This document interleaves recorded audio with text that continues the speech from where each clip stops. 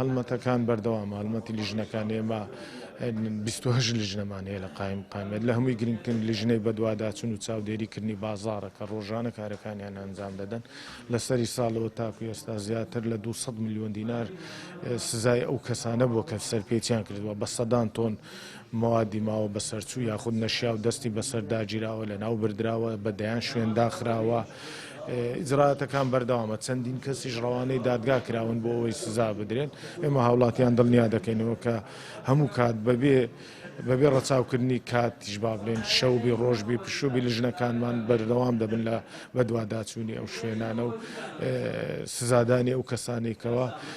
زەرەر بە هاوڵاتی و وەتەندروستی هاوڵاتی دەبێنێت. ڕێنمایی هەیە لە گەشت و گوزار لەلایەنە ئەمنیەکان هەر کافتریایە کە ڕێنماییەکان جێبەجێنەکە وەکو خۆی ئێمە دەتوانین دای بخەین و بەدایان کافتریاشمان داخستووە کە ڕێنماییەکانیان جێبەجێ نەکردووە کە بووینە هۆی بێزارکردنی هاوڵاتیان کە مۆڵەتیان نەبووە بۆیە ئەمە بەپێی ئەو ڕێنمایانە کاریان لەگەڵ دەکەین.